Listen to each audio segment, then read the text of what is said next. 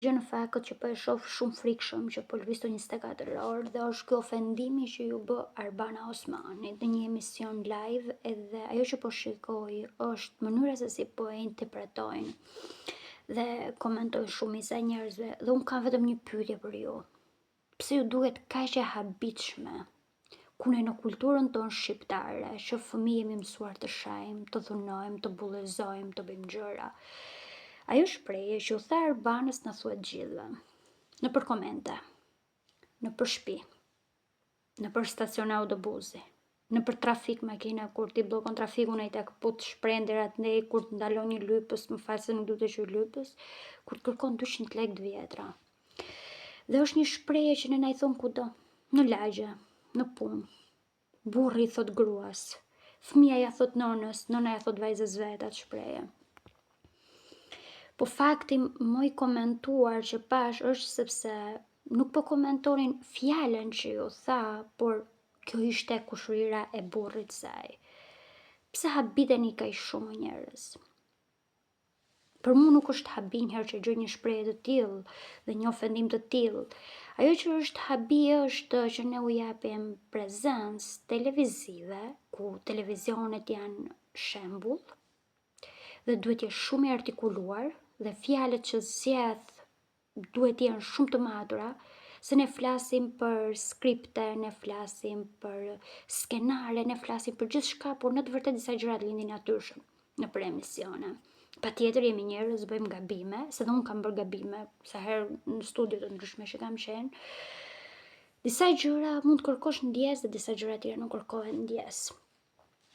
Fakti që është për tu vënë në lëvizje është fakti që këta që drejtojnë emisione dhe këta që japin hapësirë televizive këtyre njerëzve nuk e kuptoj se si mund t'i japësh. Pra është thjesht llumi i shoqërisë shqiptare. Televizioni në Shqipëri po e bëjnë llumi, jo njerëz të artikuluar, njerëz që kanë vërtet potencial.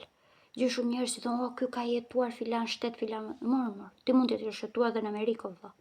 Edhe në një tokë të pazbuluar, por nuk të bën njeri. Njeri të bën ajo që ka të nxjerr nga goja jote, nga mendja jote, se dhe mua më provokojnë. Të gjithëve ne na shajnë, na provokojnë nëpër komente, nëpër mesazhe, edhe në daljet tona. Thon ku bëre ti, e kush je ti, edhe fjalë, edhe unë kam dëgjuar atë fjalë, gjithë ne dëgjojmë atë fjalë se na i thon, ndoshta disa na i thonë në sy, disa nuk na i thon. Problemi është sepse asaj ju tha në një emision live.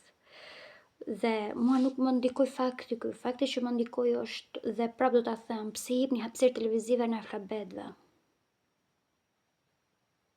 Pse i jepni hapësirë televizive analfabetët dhe mbushni emisionet me gjëra që dhe rinia dhe brezi dhe fëmia që nuk di me i nda këto gjëra i shikon si shembuj. Thjesht më vjen shumë keq për një fjalë që i drejtohet jo një prezantuese me 20 vite eksperiencë, absolutisht, por më vjen keq që një femër i drejtohet një femre.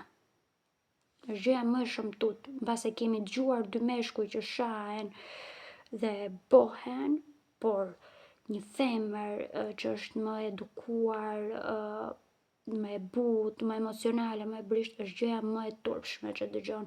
Dhe më vjen shumë keq që dhe rrjetet sociale janë kthyer në një lum ku degenerojnë që s'kemi parë. Dhe më vjen shumë keq që dhe një pjesë e jona e mirë që i përdorim për punë, për gjëra që janë vërtet me vlerë, na përfshin tek një lum që nuk bëjmë pjesë. Dhe bëhemi pjesë i atij llumi me ofendime nëpër komente, me meme që sot ai ka marrë për masa të frikshme dhe e modifikojnë dhe bëjnë gjëra dhe duket sikur i themin ca fjalë. Më vjen shumë keq që me një shoqëri që po bëjmë një shoqëri ditë ditë po e vërtetojmë që jemi analfabet. Dhe do doja shumë që këta që marrin ka një lloj pushteti në dorë për të ftuar njerëz nëpër emisione, nëpër gjëra, merrni njerëz potencial.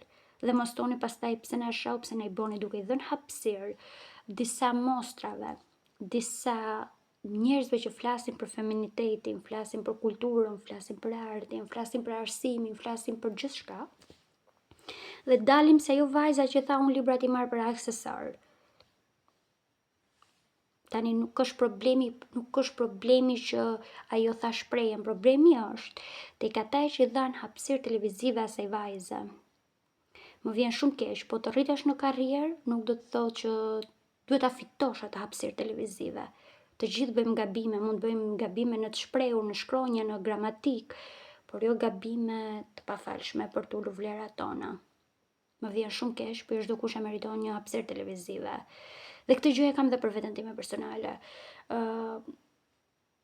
Nuk do doja të më jepej një hapësirë televizive patjetër. Më janë bërë edhe mua ftesa për të cilat kanë dashur që të flas edhe për jetën time private dhe përgjigja që kam dëgjuar është nëse unë dua një hapësirë televizive, dua të jep diçka që është vërtet shembull. Nëse aty që ka diçka që flitet për punën time, patjetër e kam pranuar. Aty ku ka qenë për jetën time personale, absolutisht nuk e kam pranuar dhe nuk do ta pranoj kurrë. Sepse në këtë jetë mendoj që nuk prezantoj vetëm veten time, por jap dhe një prezantim për gjithë ata njerëz aty jashtë që kanë dëshirë të bëhen si unë dhe të bëjnë gjërat që bëj unë. Dhe këtë që bëj unë nuk e bënte askush më përpara në Shqipëri, në kohën që e kam bërë unë, filluan të gjithë ta bënin. Filluan njerëz që kanë nga 40 vite eksperiencë pune. Deri dje, këta njerëz nuk dukeshin fare në territorin shqiptar.